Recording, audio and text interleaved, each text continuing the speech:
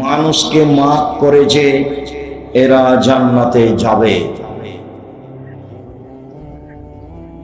একজন সাহাবী বলছেন যে সাহাবীগণ আল্লাহর নবীকে বললেন, আল্লাহর নবী বলেন তো মা খায়রু মাউতিল ইনসান, আল্লাহ যে মানুষকে অনেক নিয়ামত দিয়েছেন তার সবচেয়ে উত্তম কোনটি? সবচেয়ে উত্তম নিয়ামত কোনটি? ওই ছেলেটা ভিতরে হাঁটছে কেন? আপনি খেয়াল করছেন না? আপনার পাশে ও তো কথা বুঝবে না, ও তো মনে করছে এই যে আমি একটু ঘুরে আসি।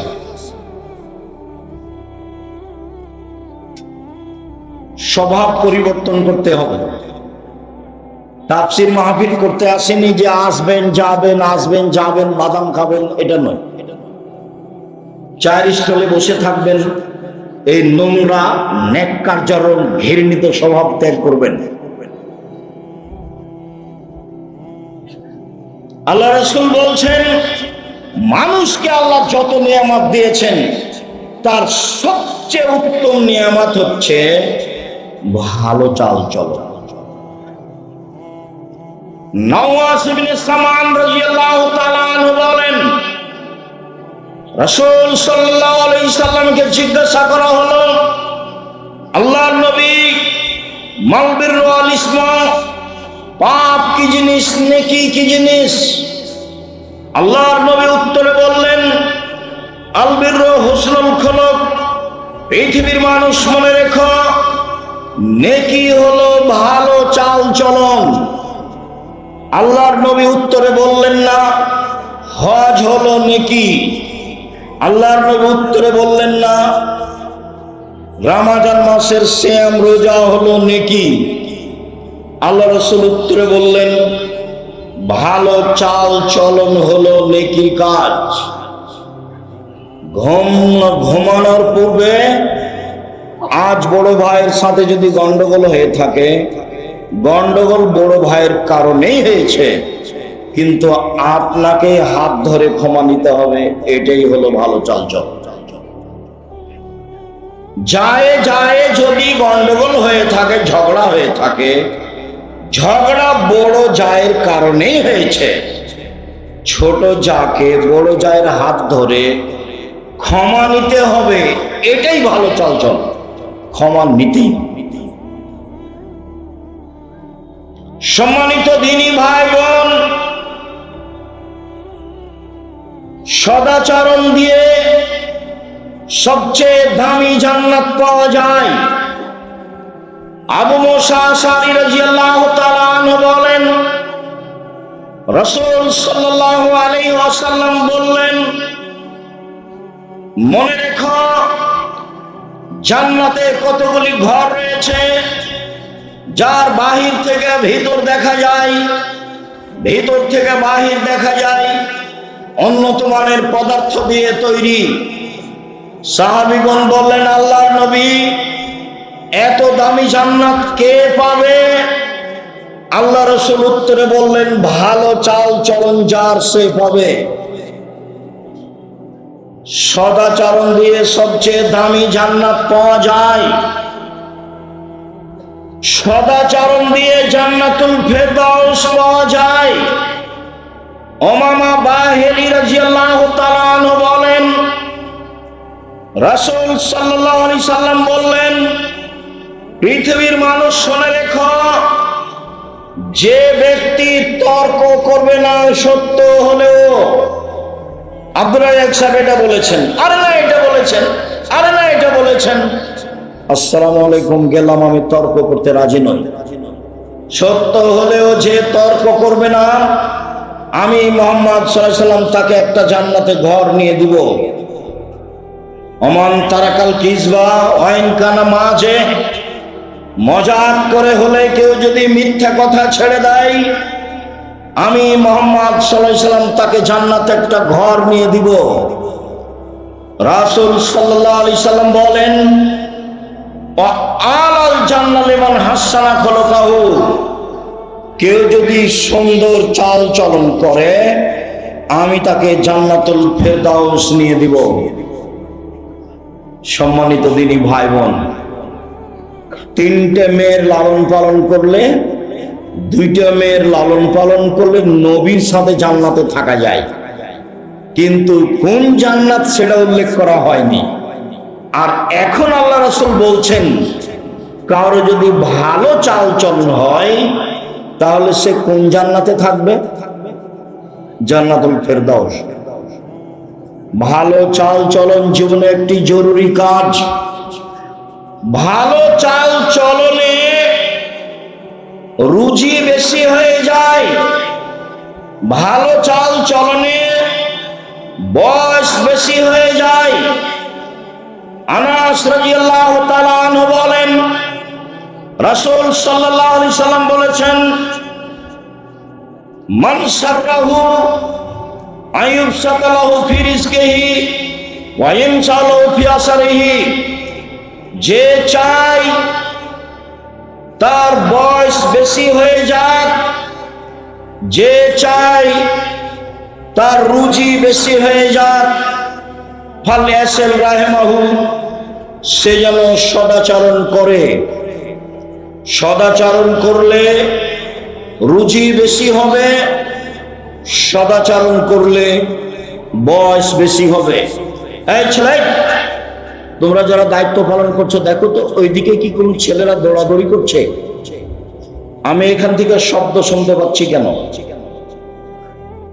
দায়িত্ব পালনের ছেলেরা নয় আমাদের? তোমরা এদিকে পাহারা দিচ্ছ না? ওই পিছনে যাও। আমি তো আর আব্দুল্লাহ বিন ফজল নই যে ভোর পর্যন্ত বক্তব্য দিব।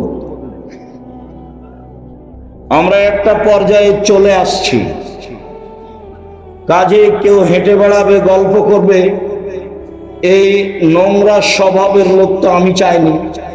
কাজে তোমরা এটা পাহারা দাও, চতুর্দিকে পাহারা দাও। যারা দাঁড়িয়ে গল্প করছে তাদেরকে ভিতরে আসতে বলো, না হলে চলে যেতে বলো। ওদের জন্য তো বাজার একটা বড় আছে, দেখে আসলাম। অনেক জিলাপি, অনেক খাওয়ার জিনিস আছে। আমি আমার জীবনে কোনোদিন চায়ের স্টলে বসিনি। আমার মা বলতো, এক, দোকানে বসিও না, দুই, প্রাইভেট পড়ায় না, তিন, কারোর সাথে বন্ধুতালি করো না, চার, দাওয়াত খায় না। আমার মাঝে কি বুঝতেন? এক, দোকানে বসিও না, দুই, প্রাইভেট পড়ায় না, তিন, কারোর সাথে বন্ধুতালি করো না, চার, দাওয়াত খায় না। আমার মা আমার সাথে পিছে পিছে হাঁটতেন আর এই চারটা কথা বলতেন। আমরা তো কোনোদিন জীবনে দোকানে বসেনি, মনে বসে বেঁচে আছি তো?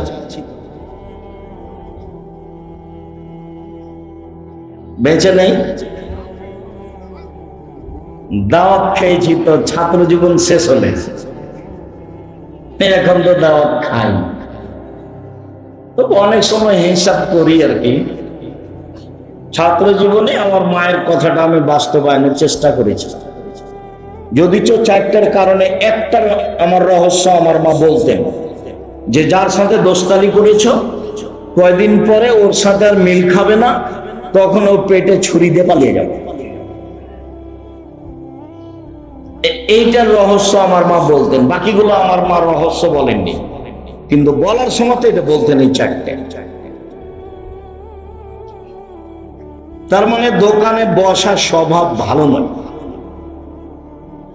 এখন ধরেন আমরা এখানে কথা বলছি, যারা দোকানে দাঁড়িয়ে আছে গল্প করছে, ওকে যদি বলা হয় যে আপনি কি ভালো, তো বলবে না আমিও গরু ছাগল পশু প্রাণীর মতো। বুঝে না ওরা, অন্তর আছে বুঝে না, দেখে না ওরা, চক্ষু আছে দেখে না, শোনে না ওরা, কান আছে শোনে না। কালানাম, তারা পশু প্রাণীর মতো, তারা গরু ছাগলের মতো, তারা কুকুর শ্রীকের মতো, বালহুম আজাল, বরং তারা তার চেয়েও খারাপ। পশু প্রাণীর মতো, গরু ছাগলের মতো। এই স্বভাব কেন হবে? আমি অবশ্য অনেকখানি ভাবি মাঝে মধ্যে। জীবনে একটা চেষ্টা চালিয়েছি 90 সাল থেকে, সেটা হলো জাতিকে বলতে চেষ্টা করেছি এই দেশের মাটিতে শতকরা 95 জন বক্তা আছে মিথ্যুক। এটা আমি জাতিকে জানাতে চেয়েছি। শতকরা 98 জন মুফাসসির মিথ্যুক। বলতে চেয়েছি এই দেশের মাটিতে প্রায় 3 লক্ষ জালজয়ী হাদিস আছে মিথ্যা। আমার ভাষায় আছে 10,000। আমার ভাষায় কতটি আছে? 10,000। ধর্মের নামে মিথ্যা কথা আছে, এই কথা আমি বলতে চেয়েছি। তাতে দেশবাসী বুঝেছে যে ধর্মের নামে মিথ্যা কথা আছে। মানুষ মরে মরে, জান যায় যায়, তার পাশে বলতে হবে লা ইলাহা ইল্লাল্লাহ। আল্লাহ নবী বলেছেন মান কানা আখিরু কালামিহি ফাদাখালাল জান্নাহ, মান কানা আখিরু কালামিহি লা ইলাহা ইল্লাল্লাহ ফাদাখালাল জান্নাহ। যার শেষ কথা লা ইলাহা ইল্লাল্লাহ হবে সে জান্নাতে চলে যাবে। সূরা ইয়াসিন পড়তে হবে মুমূর্ষু ব্যক্তির পাশে বা মরার পাশে, এই যা হাদিস জাল মানুষ করছে, আহলে হাদিস মানুষ করছে। লাশকে চিৎ করে রাখা যাবে না, কাত করে শুয়ে রাখতে হবে। বুকের উপরে হাত রাখতে হবে না, পাশে হাত রাখতে হবে। মানুষ মারা গেছে, অজু গোসলের সময় মোচ কাটা যাবে না, হারাম। পরিষ্কার পরিচ্ছন্নতার কাজ করা যাবে না, নখ কাটা যাবে না, পেট চেপে পেশাব পায়খানা বের করা যাবে না, সব হারাম। শ্বাস বন্ধ হয়ে গেছে, সব বিধান বন্ধ। অজু দিয়ে গোসল দিতে হবে মাত্র, এইটুকু ছাড়া আর কিছু নেই। লাশকে সামনে রেখে নেতারা ধারাবাহিক বক্তব্য দিচ্ছে, এই বক্তব্য হারাম। এমন কোন মায়ের বেটা জন্ম নেয়নি পৃথিবীর ইতিহাসে যে লাশকে সামনে রেখে বক্তব্য দিতে হয় তার প্রমাণ দিতে পারে। ধর্ম বিকৃত করেছে হুজুরি। আমি উপস্থিত হব তোমাদের জানাজায়, তখন দেখি কোন নেতা কথা বলে, বলাই হতো দেখি এত বড় নেতা কে জন্ম নিয়েছে।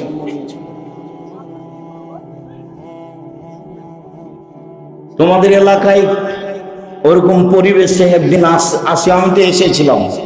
মৌলানা সাহেবের জানাজা, ডক্টর আসাদুল্লাহ গালেব জানাজা করেছিলেন এই যে আরে আলাদিপুর মাদ্রাসার মৌলানা শামসুদ্দিন সাহেব। আমরা সেদিন ছিলাম। জানাজার সময় ডক্টর সাহেবের তো জানাজা পড়া হয়। এমন তো দুঃসাহস কেউ করে না, করে সে কিছু করবে এটা আমি ধারণাও করি না। তার মানে কোন এমপি মন্ত্রী কোন চেয়ারম্যান মেম্বারের অধীনে আমি জামিয়া সালাফিয়া চালাই না। জামিয়া সালাফিয়া বৈদেশিক পয়সা দিয়ে চলে না। জামিয়া সালাফিয়া কোনো বড় ধরনের বিত্তশালী দিয়ে চলে না। জামিয়া সালাফিয়া কোনো লোকের কথা দিয়ে চলে না। জামিয়া সালাফিয়া কোনো কমিটি দিয়ে চলে না। জামিয়া সালাফিয়া একটা সৈন্যের উপরে আছে, মাসে 40 লাখ টাকা বেতন লাগে। কেউ ক্ষমতা দেখে একটা কাজ করে নিবে এমন দুঃসাহস মাটিতে নেই। কেউ এমন দুঃসাহসের মানুষ মাটিতে নেই। আমার জীবনে আমি কোনোদিন বক্তব্য দিতে গেছি কোন মসজিদে, কোন জায়গাতে, ওর কথা অনুপাতে বক্তব্য দিতে হবে 90 সাল থেকে এখন পর্যন্ত কোনোদিন ঘটেনি। সম্মানিত দিনী ভাই বোন, এই জন্য আমি দাবি রাখি যে আমি আব্দুর রাজ্জাক বিন ইউসুফ কোন এলাকায় গেলে সে এলাকার ভাই বোন আত্মীয় স্বজন মানুষজন সবাই আসবে, এমনকি হিন্দু আসবে, আমি তার কিছু না কিছু উপকার করবই করবো। সম্মানিত দিনী ভাই বোন, চাল চলন ভালো যার সে জান্নাতুল ফেরদাউস পাবে, এ কথা মুহাম্মদ সাল্লাল্লাহু আলাইহি সাল্লাম বলেন। 3টা মেয়ের লালন পালন করলে, 2টা মেয়ের লালন পালন করলে নবীর সাথে জান্নাতে থাকা যাবে, তবে জান্নাতুল ফেরদাউসের কথা নেই। পৃথিবীতে একটাই ইবাদত, সেটা হলো ভালো চাল চলন, যার বিনিময় হলো জান্নাতুল ফেরদাউস। সম্মানিত দিনী ভাই বোন, ভালো চাল চলনে বয়স বেশি হয়ে যায়, ভালো চাল চলনে রুজি টাকা পয়সা বেশি হয়ে যায়। মুখ খারাপ করে ব্যবসা বাণিজ্য করবেন না, মুখ খারাপ করে জাতিকে ক্ষমতা দেখাবেন না। মাটির মানুষ মাটির মতো হয়ে থাকবেন। যত উপস্থিত মহিলা আছেন, আপনাকে অনুরোধ করে বলছি, শাশুড়িকে উপেক্ষা করে কথা বলবেন না, মাকে উপেক্ষা করে কথা বলবেন না, ননদকে উপেক্ষা করে কথা বলবেন না, জায়ের ছেলে মেয়ে যাকে দেখে উপেক্ষা করে কথা বলবেন না। নরম হয়ে যান, মুখামুখি উত্তর নেই, ফল ভালো হবেই হবে। মুরব্বী আপনাকে বলছি, আল কেটে জমি বাড়াবেন না। আপনাকে বলছি, ক্ষমতা দেখিয়ে মানুষের নামে মামলা করবেন না। দাপট দেখিয়ে মানুষকে অপমান খাটো করবেন না। চাঁপাইনবাবগঞ্জ নাচলের ভাষায় মানুষকে গালি দিবেন না, জান্নাত হবেই হবে ইনশাআল্লাহ। সম্মানিত দিনী ভাই বোন, আব্দুল্লাহ ইবনে আমর বলেন, রাসূল সাল্লাল্লাহু আলাইহি ওয়াসাল্লাম বলেছেন, চারটা জিনিস আছে যার, সবকিছু আছে তার, ইহকাল আছে তার, পরকাল আছে তার, জান্নাত আছে তার। চারটা জিনিস আছে যার, সবকিছু আছে তার, ইহকাল আছে তার, পরকাল আছে তার, জান্নাত আছে তার। এক, হিফজ আমানাতিন, আমানতের রক্ষা। আমানত খুব কঠিন জিনিস। চেয়ারম্যান মেম্বার এমপি মন্ত্রীকে বললে বোঝা যাবে আমানত কি জিনিস। মাদ্রাসার প্রিন্সিপাল হেড মাওলানা, মসজিদের সভাপতিকে বললে বোঝা যাবে আমানত কি জিনিস। আর তোমরা স্কুলের ছাত্র, ক্লাস 10-এ পড়ছো, সবাই মিলে টাকা উঠে একটা করবে অনুষ্ঠান, তো দুইজনকে বাজারে পাঠিয়েছ, তো ওরা কিছু উপহার দেওয়ার জন্য জিনিস কিনেছে, ওরা আবার নাস্তা করেছে দুইজন মিলে, দিয়ে 90 টাকা নাস্তা করে জিনিসের দামটা বেশি বেশি করে দামের সাথে 90 টাকা শেষ করে দিয়েছে। ওরা বলেছে দুইজনে এটা বলবি না, নাস্তার কথা বললে মন খারাপ করবে। তুমি ক্লাস 10-এ পড়ো, 90 টাকাতে হেরে গেছো, ঈমান হারিয়ে গেছে। আমানত আছে যার, জান্নাত আছে তার। আমানত নেই যার, জান্নাত নেই তার। আমানত খুব কঠিন জিনিস। আমানত আছে যার, ইহকাল আছে তার, পরকাল আছে তার। তাই তো আমি বলেছি, সমাজের দায়িত্বশীল যদি জানতো আমানতদারি দায়িত্ব কত কঠিন, তাহলে জনগণকে বলতো, জনগণ, আপনাদের ভোটে আমি নির্বাচিত চেয়ারম্যান, আমার দায়িত্ব নেওয়া ভুল হয়েছে। আব্দুল রাজ্জাক সাহেবের বক্তব্য শুনেছি, যারা দায়িত্বে আমানতের খেয়ানত করে তাদের বিচার দেরিতে হবে। একদিন দেরি হলে 50,000 বছর, 3 দিন দেরি হলে কত বছর? 1.5 লক্ষ বছর। আমি চলে গেলাম, আসসালামু আলাইকুম, আমার বাবার জমি আছে 10 শতক, বেগুন চাষ করে খাবো, এই রুজি খেতে আমি রাজি নই।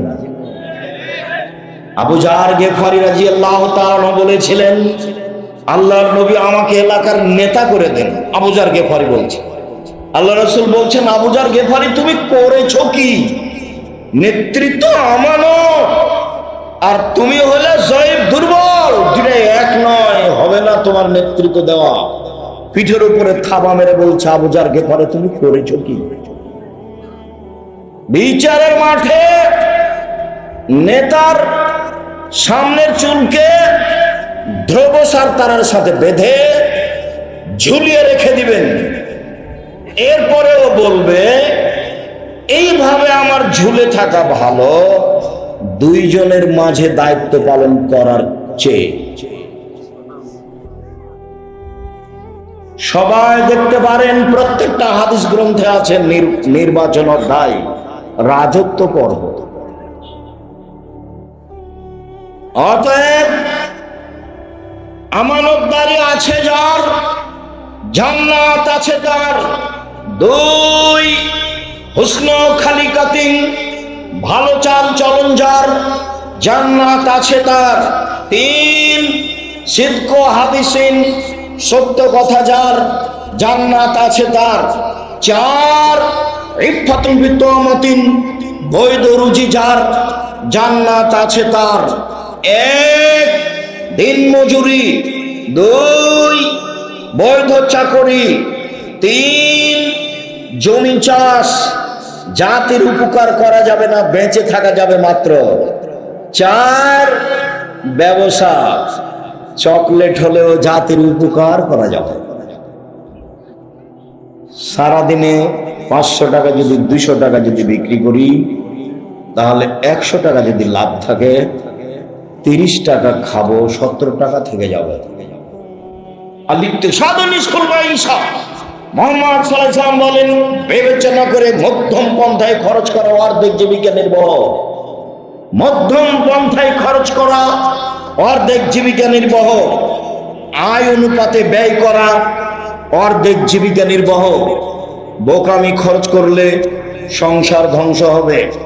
আর বউ যদি হস্তিনী হয়, তাহলে সংসার এমনিতেই ক্ষতিগ্রস্ত হবে। হস্তিনী কি জিনিস? ঘর বাড়ি ভালো করে ঝাড়ু দেয় না, জিনিসপাতি ভালো করে সাজগোজ করে রাখে না, চাউল তরি তরকারি এসবগুলো ঢেকে রাখে না। আল্লাহ রাসূল বলছেন, পৃথিবীর মানুষ শোনো, সন্ধ্যার সময় বাচ্চাদের ধরে রাখো, এই সময়তে শয়তান ছড়িয়ে পড়েছে। রাত একটু পার হলে বাচ্চা ছেড়ে দাও। শয়তান যদি বাচ্চাকে দেখতে পাই, তাহলে বাচ্চা চিল্লাচিল্লি করবে, কাঁদবে। ছাদের উপরে নিয়ে যাওয়া যাবে না, আঙিনায় উঠানে নিয়ে যাওয়া যাবে না, বাইরে খুলিতে চত্বরে নিয়ে যাওয়া যাবে না, ওকে ঘরে আটকে রাখতে হবে। 2, দরজা বন্ধ করো, জ্বালানা বন্ধ করো, বিসমিল্লাহ বলো। তোমার মাকে জিজ্ঞাসা করে দেখি, আজকে জীবনে কোনোদিন বিসমিল্লাহ বলে দরজা বন্ধ করেছে? এটা মনেই নাই। পেশাব পায়খানায় গেলে দোয়া মনে থাকে না, আবার এইটা। জীবন এমনিতেই চলছে গরু ছাগলের মতো। বক্তব্য শুনতে এসে দোকানপাটে বসে থাকা যেমন, গরু ছাগলের জীবনও তেমন, তাফসীর মাহফিলও তেমন। এইসব লেখার কাহিনী। বুবু, নামাজে যখন দাঁড়াবা বুবু, 2 পায়ের গোড়ালি জমা করে নিও বুবু। 2 পায়ের গোড়ালির মধ্যে ফাঁকা যদি রাখো বুবু, তো লজ্জা স্থানের যোগাযোগ বুবু মাটির সাথে হবে, মাটি অভিশাপ করবে। বুবুর সব কথাই নাকি বুখারীতে আছে। এই তো ধর্ম। লাশ পড়ে আছে, বুবু কি যে বক্তব্য দিল, আর লম্বা দোয়া মেরে দিল বুবু। এই বুবু এই বাড়িতে আসলো কেন? এইসব মহিলা তোমাদের এই লাশের পাশে আসলো কেন? ও মহিলা মানুষ নয়? এখানে আসলো কেন? ও কি দেখাতে চায়? কি ধর্ম দেখাতে চাই? অর্ধ পৃথিবীর খলিফা, কোষাগর, বুদ্ধিজীবী, রাজনীতিবিদ ওমর মারা গেছেন। ওমরের শ্বাস বের হবে এরকম পর্যায়ে বলছে, আব্দুল্লাহ যাও আয়েশাকে বলো আমার কবরটা আবু বকর সিদ্দিকের পাশে হতে দিবে কিনা। যদি দেয় ভালো কথা, যদি না দেয় তাহলে সাধারণ জনগণের লাশ যেখানে আছে সেখানে রেখে দিও। আব্দুল্লাহ ইবনে ওমর বলছেন, আমি গেলাম, সালাম দিয়ে বাড়িতে ঢুকলাম, দেখি আয়েশা রাদিয়াল্লাহু তাআলা আনহা উমরের কারণে অর্ধ পৃথিবীর খলিফা, কোষাগর, বুদ্ধিজীবী, রাজনীতিবিদ ওমর মারা গেছেন। আয়েশা রাদিয়াল্লাহু তাআলা আনহা দেখতে আসেননি, বাড়িতে বসে কান্নাকাটি করছেন। বললেন, ঠিক আছে, ওমরকে অনুমতি দিলাম, তার কবর আবু বকর সিদ্দিকের পাশে হবে। যদিও আমার ইচ্ছে ছিল। আবার উমর বললেন, যাও তুমি আবারও বলো। আমার লাশটা মসজিদে নববীর পাশে রেখে দিয়ে আয়েশাকে বলিও পুনরায় উমরের কবর কি আবু বকর সিদ্দিকের পাশে দিব? যদি হ্যাঁ বলে দিও, না বললে বাকিউল গারকাদে জনগণের পাশে আমার কবর দিও। শোনো, আয়েশাকে বলার সময় বলিও উমর আবু বকর সিদ্দিকের পাশে থাকতে চেয়েছে। বলিও না যে আমিরুল মুমিনিন চেয়েছে। আমিরুল মুমিনিন বলো না। আরে 20 বছর আগে তার চেয়ারম্যানই পদ শেষ হয়েছে, বলছে সাবেক চেয়ারম্যান, বলছে সাবেক প্রিন্সিপাল। এই ছেলে কথা আমি বুঝাতে পারিনি, বুখারীর হাদিস। ওমর কি বলছেন ছেলেকে? যে আব্দুল্লাহ, আয়েশার কাছে গিয়ে বলিও যে কবরটা আবু বকর সিদ্দিকের পাশে দিতে দিবে কিনা। বলার সময় বলিও ওমর চেয়েছে, বলিও না যে আমিরুল মুমিনিন চেয়েছে। না, বুঝাতে পারলাম না। আয়েশাকে গিয়ে বলিও না যে কে চাচ্ছে জায়গা, আমিরুল মুমিনিন চাচ্ছে, এটা বলিও না। আমি এখন জাতির আমিরুল মুমিনিন নই। অর্ধ পৃথিবীর খলিফা, কুশাগরে বুদ্ধিজীবী রাজনীতিবিদ ওমর, যাকে দেখে রাস্তাতে শয়তান চলে না। আল্লাহর নবী বলছেন, জান্নাতে ঘুরছিলাম, দেখলাম খুব টকটকে ঝকঝকে ঘর। অবাক হয়ে গেলাম, এত সুন্দর ঘর। পাশে একজন বৃদ্ধা মহিলা। আমি বললাম, ঘরটি কার বলতে পারো? মহিলা বলল, ঘরটি উমরের। আমি আঁতকে উঠলাম। উমরের আত্মমর্যাদা আমার স্মরণ হলো। আমি ভিতরে যেতে চেয়েছিলাম, কিন্তু উমরের আত্মমর্যাদাকে হিসাব করে আমি এই ঘরের ভিতরে যাইনি। আল্লাহ রাসূল বলছেন, আমি উমরের আত্মমর্যাদাকে হিসাব করি। উমর অর্ধ পৃথিবীর খলিফা, কুশাগর বুদ্ধিজীবী রাজনীতিবিদ উমর বলছেন, বলিও যে উমর চেয়েছে, বলিও না যে আমিরুল মুমিনিন চেয়েছে। সম্মানিত দিনী ভাই বোন,